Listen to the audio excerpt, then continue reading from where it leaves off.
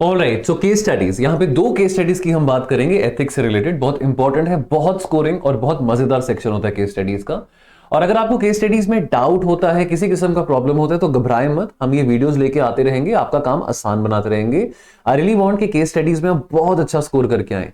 यहाँ पे ना आपका प्रेजेंस ऑफ माइंड टेस्ट हो रहा है, और यहाँ पे ना इनफैक्ट केस स्टडीज ऐसी चीज है जहां पे ना ज्यादा प्रेपरेशन भी नहीं कर सकते हो। I mean of course practice कर सकते हो, बट कुछ चीजें ऐसी हैं जो कि आपका जो इंस्टिंक्ट है ना, आपका जो इनर इंस्टिंक्ट है, जो आपका इनर कॉन्शियस है, वही आपको गाइड करता है आंसर करने में। ऑलराइट, चलिए शुरू करते हैं। पहला केस स्टडी है कि अरविंद एक डिस्ट्रिक्ट मजिस्ट्रेट है, कैसे डिस्ट्रिक्ट के, जो कि बहुत सेंसिटिव है, कम्युनली मिक्स्ड पॉपुलेशन है, और वहां पे तनाव जो है कम्युनिटीज के बीच में, उसका इतिहास रह चुका है। अब शाम को एक रिलीजियस फेस्टिवल हो रहा था, और वहां पे एक एआई जनरेटेड डीपफेक वीडियो आता है, सर्कुलेट होता है सोशल मीडिया पे, जो कि एक रिस्पेक्टेड रिलीजियस लीडर को appearing to show a respected religious leader from one community making inflammatory remarks against the other। कुछ घंटों में इसको शेयर किया जाता है हजारों लोगों के साथ व्हाट्सएप पे और बाकी प्लेटफॉर्म्स पे। ऑल्दो जो रिलीजियस लीडर हैं वो अपीयर करते हैं लोकल टेलीविजन में विद इन 1 आवर, और वो क्लियरली कहते हैं कि जो वीडियो है ये फैब्रिकेटेड है। The clarification cannot spread as fast as the rumor has spread, as the deepfake video has spread। By late evening, small clashes break out in two localities and shops में vandalise किया जाता है, shops में तोड़फोड़ की जाती है। जो एसपी है वहां के, वो रिपोर्ट करते हैं कि द स्टेट कैपिटल, जो एसपी है वहां के, वो रिपोर्ट करते हैं कि the cyber cell needs at least 24 to 48 hours का टाइम पीरियड चाहिए ताकि वो वीडियो के ओरिजिन को ट्रेस कर सके। सीनियर ऑफिशियल जो कि स्टेट कैपिटल में है, वो मीडिया प्रेशर के अंडर है, वो अरविंद को यानी कि डिस्ट्रिक्ट मजिस्ट्रेट को ये गाइड करते हैं कि आप इमीडिएटली कंप्लीट इंटरनेट शटडाउन को ऑर्डर करें अक्रॉस द डिस्ट्रिक्ट। लेकिन जो लोकल बिजनेसेस हैं, जो स्टूडेंट्स हैं, जिनका काम ही सारा का सारा इंटरनेट से चलता है, कुछ बच्चे हैं कॉम्पिटिटिव एग्जामिनेशन की तैयारी कर रहे हैं, डेली वेज वर्कर्स हैं जो कि यूपीआई पेमेंट्स पे डिपेंडेंट है, अब उनको बहुत इंपैक्ट पड़ेगा इस शटडाउन से। अरविंद ने तय करना है कुछ घंटों में before the situation escalates overnight, और सिचुएशन हाथ से निकल सकती है। तो यहां पे 3 सवाल है, एथिकल इश्यूज यहां पे क्या इन्वॉल्व है, ऑप्शंस अवेलेबल क्या है अरविंद के पास इस सिचुएशन में, और कौन सा अप्रोप्रिएट ऑप्शन रहेगा। ये स्टैंडर्ड फॉर्मेट है जो क्वेश्चन पूछे जाते हैं एथिक्स की केस स्टडी में।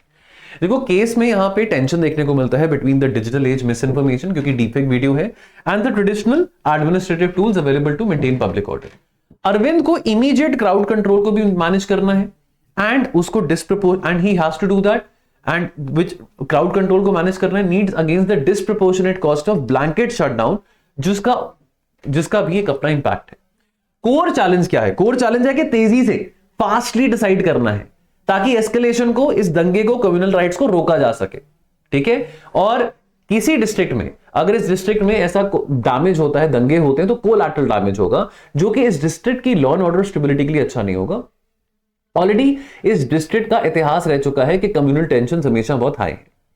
अब यहां पे स्टेक होल्डर्स कौन से, अरविंद है जो डीएम है वहां का, देन 2 कम्युनिटीज जिनके बीच में अब ये कंफ्लिक्ट चल रहा है, local businesses, students, daily wage earner जो इंपैक्टेड होंगे अगर इंटरनेट शटडाउन होता है, state government and the senior officials, and police and the cyber cell. अब देखिए एथिकल इश्यूज यहां पे कौन से इन्वॉल्व होते हैं। Proportionality, district wide shutdown punish करेगा लाखों लोगों को, तो ये बहुत डिस्प्रपोर्शनेट मेजर हो जाएगा। जो लोग इन्वॉल्व नहीं है इस पूरे हादसे में, उनके ऊपर भी इंपैक्ट आएगा। Right to livelihood and information versus public order. Connectivity is now tied to wages, banking and education, not just entertainment. Speed versus accuracy. This is preventing violence. Preventing violence often means acting before the origins of the video is confirmed. वो आया कहां से है, कहां से वो manipulate होके आया है। Institutional credibility. Slow or clumsy response is eroding the public trust in administrative competence. Then equity of impact. जो shutdown है, that is costing the shutdowns is costing hardest on those least able to absorb them, not on those driving the unrest। अब option available क्या है, option 1 है कि immediate complete internet shutdown कर दो। इसके कारण ऑब्वियसली जो स्प्रेड एंड कोऑर्डिनेशन है अमंग द एजुकेटर्स वो ऑब्वियसली कम हो जाएगा, लेकिन डीमेरिट्स क्या है, वो इंपैक्ट करेगा जो अनइन्वॉल्व सिटीजंस हैं, या जो वर्कर्स हैं जो कि यूपीआई पेमेंट्स पे डिपेंडेंट है, या जो बच्चे हैं जो डिपेंडेंट है इंटरनेट पे for their examination preparation and all that. और again this will cut off the fastest channel for broadcasting the leaders own clarification. I mean जो लीडर्स हैं, रिलीजियस लीडर्स हैं, वो कैसे क्लैरिफाई करेंगे कि भैया ये वीडियो मेरा नहीं था। वो भी सोशल मीडिया के जरिए करेंगे, लेकिन अगर इंटरनेट शटडाउन होगा तो वो कर ही नहीं पाएंगे ना, तो सच्चाई सामने नहीं आ पाएगी। Option 2, take no special digital measures, rely solely on the ground policing. Merits क्या है, लोगों का लाइवलीहुड का एक्सेस रहेगा, इंफॉर्मेशन और इंफॉर्मेशन जो क्लैरिफिकेशन वीडियो है वो भी लोगों के सामने आ जाएगा। लेकिन डीमेरिट क्या है, यहाँ पे रिस्क बहुत ज्यादा है, बिकॉज जो डीप, अब हम जैसे हमको केस स्टडी में भी हमने देखा ना कि जो डीप फेक वीडियो है वो ज्यादा तेजी से फैल रहा है as compare to the clarification given by the religious leader. Alright, now उसके बाद ऑप्शन 3 क्या है, टारगेटेड प्रोपोर्शनेट रिस्पॉन्स। रिस्ट्रिक्ट करें सिर्फ हाई रिस्क शेयरिंग फीचर्स को, deploy visible ground forces and aggressively amplify the verified clarification. Merits क्या है, ये बैलेंस करता है कंटेनमेंट विद मिनिमल डिस्ट्रप्शन को to daily life and education. ये एडमिनिस्ट्रेशन के खुद के काउंटर नैरेटिव चैनल को भी ओपन रखता है। डीमेरिट्स क्या है, ज्यादा कॉम्प्लिकेटेड है to execute quickly, this needs coordination with telecom providers as well. Arvind को ऑप्शन 3 अडॉप्ट करना चाहिए। सबसे ज्यादा जो फीजिबल ऑप्शन लग रहा है वो ये लग रहा है कि टारगेटेड प्रोपोर्शनेट रिस्पॉन्स हो, जहां पे सिर्फ हाई रिस्क शेयरिंग फीचर्स को रिस्ट्रिक्ट किया जा रहा है, लेकिन ग्राउंड फोर्सेस भी हैं, लॉ एंड ऑर्डर सिचुएशन भी मोबिलाइज की जा रही है, पुलिस फोर्सेस को भी मोबिलाइज किया जा रहा है, और साथ के साथ चीजों को बिल्कुल कंप्लीटली शट डाउन नहीं किया जा रहा। So he should at the end of the day deploy additional police force to the affected localities immediately, coordinate with the cyber cell and the telecom providers, ताकि सबसे ज्यादा narrowest feasible restriction हम क्या लगा सकते हैं rather than a complete shutdown. Then push the leaders clarification very aggressively through every official and community channel available. Radio broadcasting का भी इस्तेमाल कर सकते हैं। जो सीनियर ऑफिशियल्स हैं उनको इन्फॉर्म रखें विद अ डॉक्यूमेंटेड रैशनल कि क्यों आपने रिस्पॉन्स चूज करा है, और एक फॉर्मल टाइम बाउंड इन्वेस्टिगेशन को इनिशिएट करो ताकि आप आइडेंटिफाई कर सको कि वीडियो के ओरिजिन कहां से थे जब एक बार क्राइसिस स्टेबलाइज करता है। तो टेक्नोलॉजी एक झूठ को ज्यादा तेजी से फैलाते हैं रादर देन एक सच को, ये एक दुर्भाग्य की बात है। Alright, so the answer to that asymmetry is speed and precision, not blanket denial of a public good. Internet is a public good. Ethical crisis administration digital age में डिमांड करता है कि आपको कनेक्टिविटी को प्रोटेक्ट करना है, आपको उसको ऑफ नहीं कर देना है बाय डिफॉल्ट। केस स्टडी 2 हम पढ़ते हैं। केस स्टडी नंबर 2, मीनल एक कंट्रोलर ऑफ एग्जामिनेशन है for a state higher secondary board responsible for the results of over 8 lakh students. इस साल बोर्ड ने इंट्रोड्यूस किया AI असिस्टेड इवैल्यूएशन पहली बार, which was designed to cross check human evaluators for consistency. 3 days before the results are due, Meenal की जो technical team है वो report करती है सिग्निफिकेंट अनोमली एक सब्जेक्ट में which was evaluated by a partner agency in a single zone. Nearly 40,000 scripts show a marking pattern which is statistically inconsistent with the rest of the state, which is skewed very low, unusually low. 40,000 scripts हैं, ठीक है, जिसका जो marking pattern है बहुत inconsistent है as compared with the rest of the state. एक sample recheck confirm करता है a batch of evaluators in that zone applied a very strict non-standard scheme, likely because of the gap in the training. Manually re-evaluating ये 40,000 script before the announced date is not feasible, and that would delay the results for the entire state by at least 1 month, which will disrupt the college admissions further, for everyone.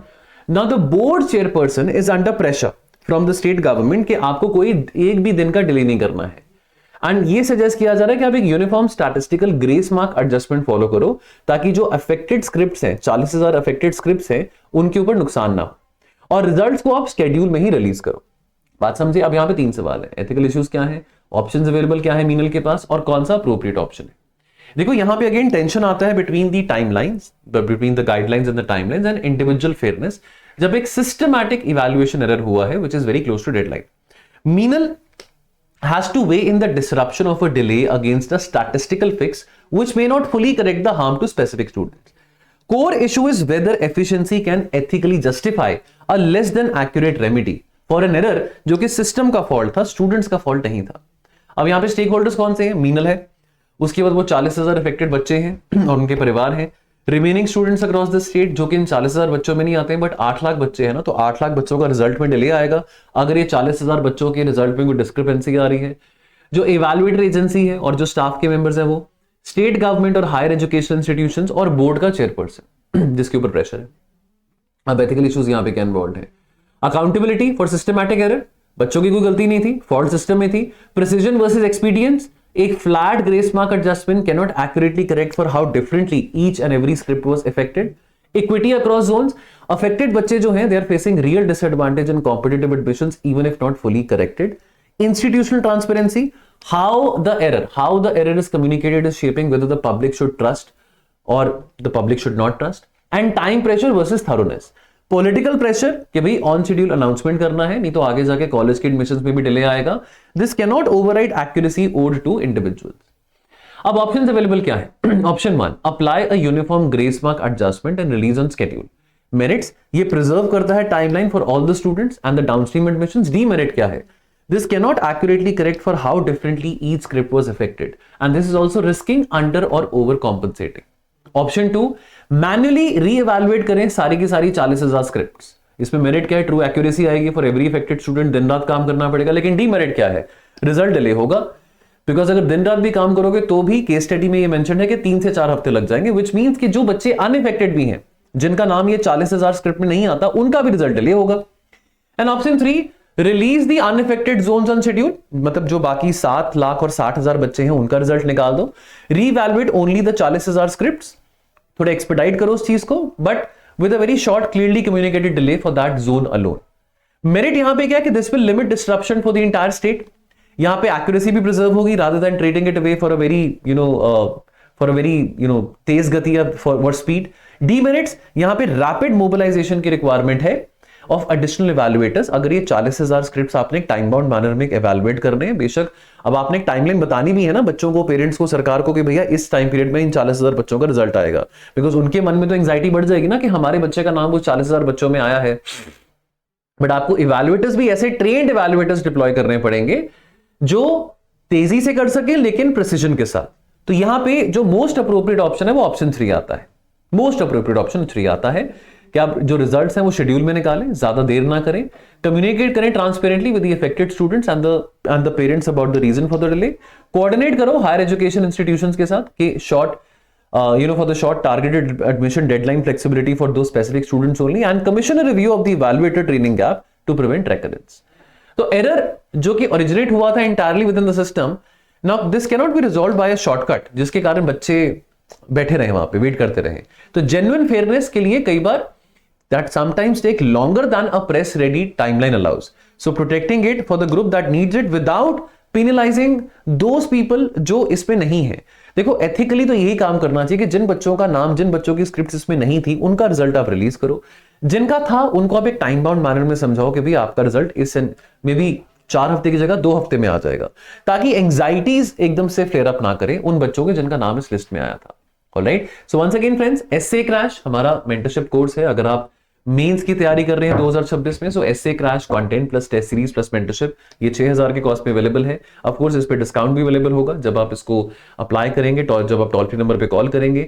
इसमें आपको video recorded lectures मिल रहे हैं, theme based frameworks मिल रहे हैं, strategy videos मिल रहे हैं, 5 FLTs मिल रहे हैं मॉडल सॉल्यूशंस एंड वीडियोस के साथ। टेलीग्राम मेंटरशिप है मेरे साथ, एंड इवैल्यूएशन मेरे द्वारा की जाएगी हर एक ऐसे के पेपर की।